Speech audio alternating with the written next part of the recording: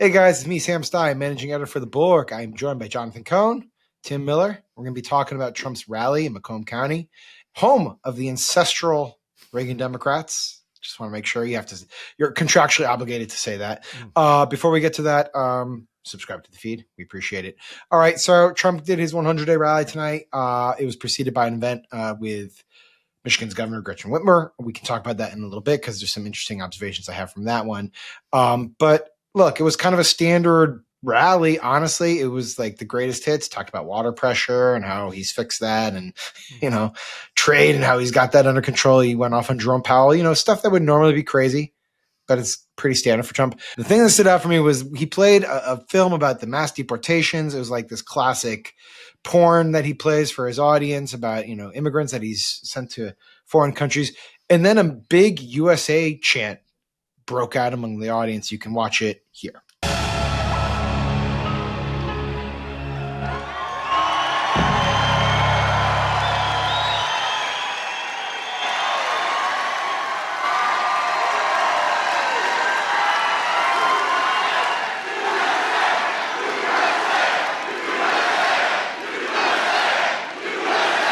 All right, so Tim, I know you have thoughts on it. I have thoughts on it. You go first. Yeah. And look, at one level, there's a reason why Cops was on the air for a couple decades. Like, yes. This is popular. That was my thought. That was we're of a certain age, we're of a certain cultural milieu. So, look, I get it. I don't like whatever. Bad things happen to criminals who are rapists. Right. I don't exactly have a ton of sympathy for rapists. But, the context of this is pretty tough and pretty ugly. And this is where I get my ancestral Reaganism comes out about, like, what merits a USA chant? What is the USA actually about? And, like, sending people out of the country to a foreign gulag because the president says they're bad is actually about as opposite of a USA thing as you can get. I mean, like, the whole actual point of the USA is that people were able to come here who are fleeing other countries. And so, and that is a real change. I know that, sometimes there are, who knows, Cohn's a Prague. Cohn might be like, it was always like this, but I was just going to say, it was always like there this. There was a moment at Bob the Dole Irish, rallies, the Italians, they all got, yeah, sure. But there was a moment at Bob Dole rallies, at George at George W. Bush rallies where people cheered for things like, this is a land of milk and honey, and people can come here to achieve their dreams, and anything is possible in America. Like, those were applause lines then, and so the fact that the inverse is the applause line now is notable and sad. And that's my. So my thought on this was, again, it went back to Cops, but also sort of that late 80s, early 90s genre of TV, and relatedly, how Trump really is a product of New York City, right? Like, this is, late 80s, early 90s crime in New York City and the rise of Giuliani. And I think Trump was kind of baked in that a little bit, and sort of recognizing that you can be as tough as you want on Haitians, on immigrants, under the guise of reducing crime. Yeah, exactly. Just get crime done, and they'll let you get away with, like, pretty much everything. And that was Giuliani. And I think Trump has kind of adopted that mindset. And it's really like, it's a classic late 80s, early 90s mindset. I don't know if Cohn has any additional thoughts on that, but that's what stood out to me, is that this guy is just like, playing that hit. Yeah. Well, so when Tim said Reagan, I don't know, my mind immediately went back to this sort of iconic picture. I think it's from his first campaign when he's in front of the Statue of Liberty giving that speech. And, look, so I am, I do come from the progressive side here, and, whatever my mixed feelings, I've always thought one of the things about Reagan was there was always that idealism in Reagan, right? I mean, even, I didn't agree with the program at all, but I mean, there was that idealism, that calling to America to be a greater place. And that's just so absent in MAGA land. It's just not a part. It's all vengeance. It's all punishment. It's all putting other people down. And it's a dramatic difference. You see that straight up through, like, George W. Bush. There was an idealism through there also. And again, it is something, I do think that's a really important difference that's worth comment, marking as a big shift in the party's. Well, the other thing though is that, I mean, it's the promise of some dynamism down the road, right? He's like, well, I'm going to fix all your problems. I think obviously one of the big issues he's confronting now is that he's not. and he made like these wild claims about fixing everything within like a week, and it's not coming to fruition. And so there was an optimism, it's not optimism in Trump, it's the promise of more optimistic times, and it's that I think that's what's the problem right now for him. Yeah. To Cohn's point about how it's just all negative, it's all vengeance. To our friend Scott Jennings, who got called up on. Great, the CNN's got to be proud of the way that they've molded this. So he gets called up onto stage. Come here, Scott. They have an awkward kind of. To call it a bro hug would be not right, because neither of them seem very comfortable doing the bro hug, but an attempt, a half hug. And then Jennings only has one line, which is Michigan. We were flying in here today, and I said, look at these farms. I got to get a farm in Michigan, because when you own as many libs as I do, you got to put a place to put them all. Thank you all very much. Okay, so there's the joke. He's owning the libs. It's a dad joke. It's a bad dad joke, a bad dad. Yeah, but that's the constant through line of all of this. I know, but that's my point about Cohn. It's like you have a chance, like for whatever you say. I don't know. I do not aspire to or want to be called to a stage by a future president because of my punditry or my podcasting.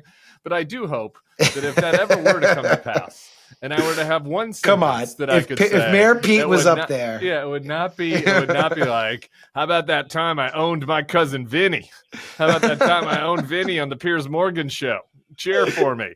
Like, I would hope that I'd have some ennobling comment alongside a joke at least. But anyway, it's just noteworthy, just again, about like the absence of anything but the vengeance. He chose Michigan. He chose this place specifically because it's supposed to be his ability to get these immigrants fully cross over to Republicans. And then he chose an air base in the state. And he chose to be there with Governor Whitmer. Governor Whitmer there, meeting President Trump at the tarmac. This is the second time that the governor, Democratic governor of the state, has ended up at a Trump event. The first one was in the Oval Office, where she was advocating for suffrage air base in Michigan. And he's there. He's saying, we're going to keep it open. We're going to do all these projects in there. We're going to investments in there. I know you're writing about this, Jonathan, so don't give away too much of the game. But what are your thoughts on how she's handled this so far? Yeah. So, I mean, the backdrop to the issue here is this air base. It's a significant economic impact in that part of Michigan. We talk about the thumb of Michigan. I guess for my camera here, this is like this part here north of Detroit. And the air base it's a big driver of economic activity there. They were retiring the squadron of planes, and for years, this has been like a bipartisan, Republicans, Democrats in Michigan have been trying to lobby to get a new mission there. When she went to Washington in that infamous, the infamous Oval Office meeting where she went hid, that was what she was there for.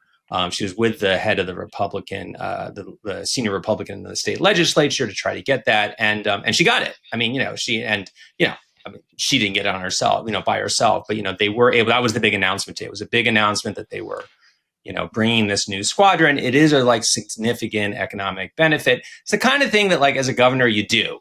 I personally I get that part. I mean, it's like when your president visits to announce something that's it's a bipartisan thing. You show up. She only spoke for a minute at the thing at the Air Force Base. She didn't go to the rally. She said she had not been expecting to speak. Which, come on.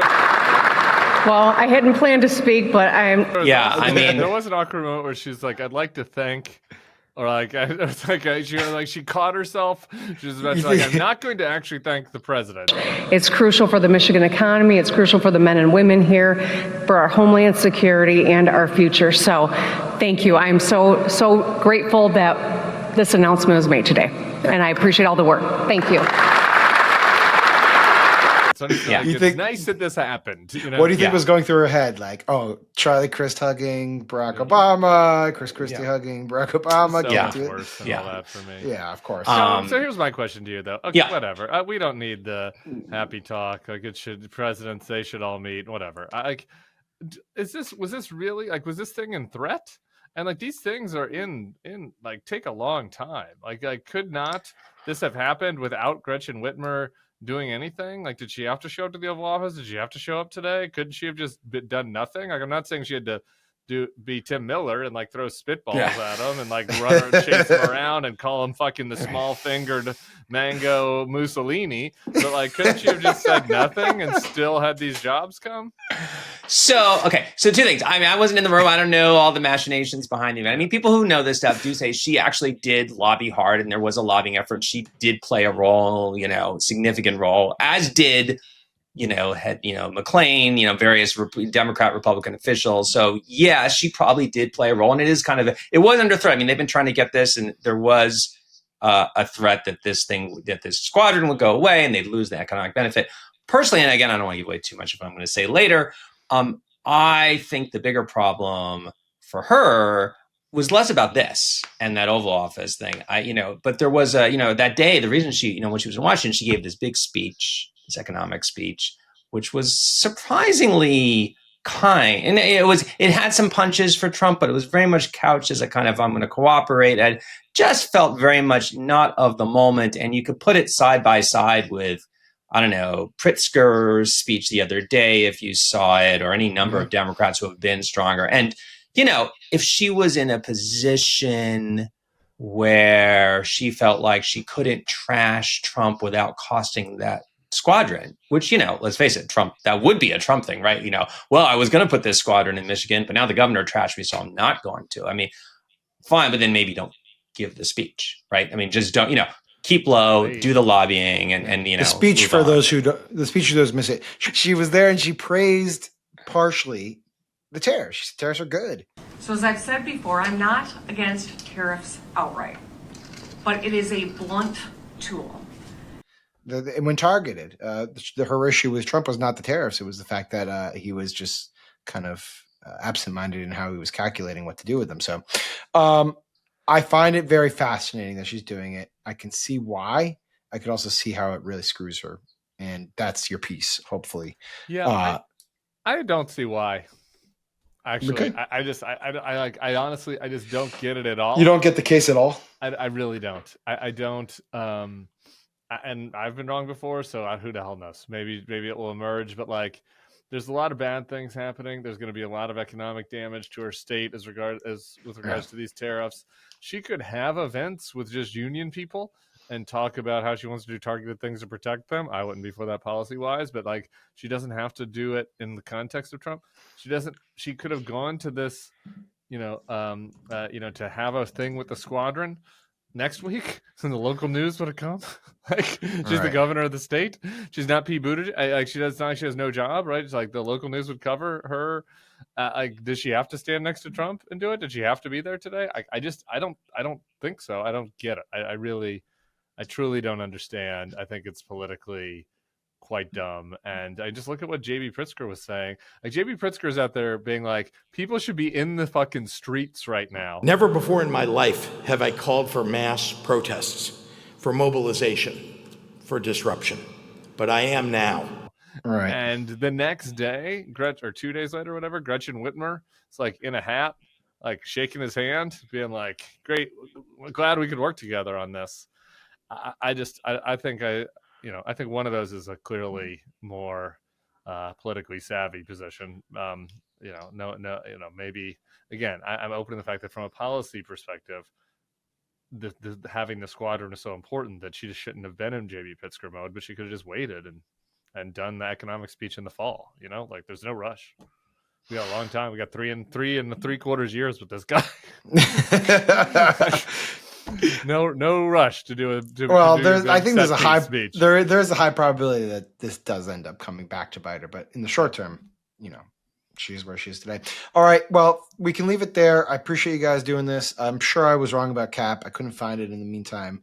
Cohn, can't wait for your piece Sunday. Tim, thanks for doing this. Thank you guys for watching. We'll talk to you later. Peace.